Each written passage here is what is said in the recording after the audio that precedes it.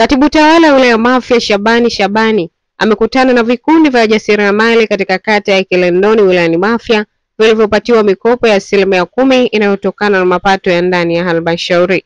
Akizungumza na vikundi hivyo vilivyopatiwa mikopo hiyo, amewaomba waendelee kumuunga mkono Dr. Samia Suluhu Hassan, Rais wa Jamhuri ya Muungano wa Tanzania, kwa kuwajali wananchi wake na kuwapatia mikopo hiyo.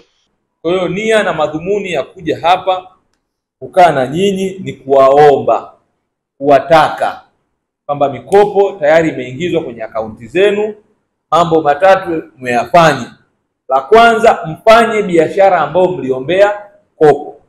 La pili, muweke utaratibu mzuri wa marejesho ya serikali kwa sababu hii mikopo ni revolving fund. La tatu, mshikamane na muwe mabalozi wazuri wa mikopo hii. Kwa hiyo kitendo cha kupata mkopo ni kitendo cha kumshukuru Mungu, lakini pia kuwapongeza nyinyi kwa sababu mliweza kukizi vigezo na masharti ya mikopo hiyo. Lakini wanasema usiposhukuru kwa kidogo huwezi kupata kikubwa. Kwa hiyo tushukuru kwa kidogo ili tupate kikubwa.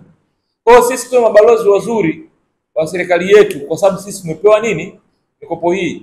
Huyu Mheshimiwa Rais Daktari Samia Suluhu Hassan katengeneza mifumo mizuri. Kwa maana leo naachana na ile mikopo ya kausha damu, mnaweza kupata mikopo hii. Jipigeni makofi sana. Aidha, wananchi hao wametoa shukrani zao za dhati kwa Dr. Samia Suluhu Hassan, Rais wa Jamhuri ya Muungano wa Tanzania, kwa kuweka sera ya kuwapatia mikopo hiyo ambayo itawainua kiuchumi na kuahidi kurejesha kwa wakati.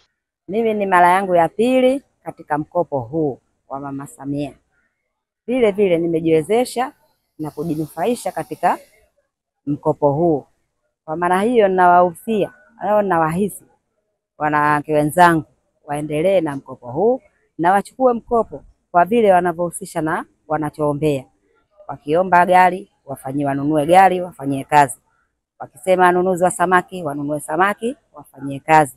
Wasibadilishe mkopo ambao wanaombea mbali na akaja kufanya wengine mbali. Pia wajibu mkubwa kurudisha muda unaotakiwa ili na wenzetu wazidi kuneemeka vile vile. Kwa kikundi chetu sisi tumerejesha kwa wakati na pia tumepata kwa mara ya pili. Kwa hiyo tunawaomba na wenzetu vile vile waende kwa mkakati huo, warudishe kwa wakati ili wapate kupata tena kwa wakati.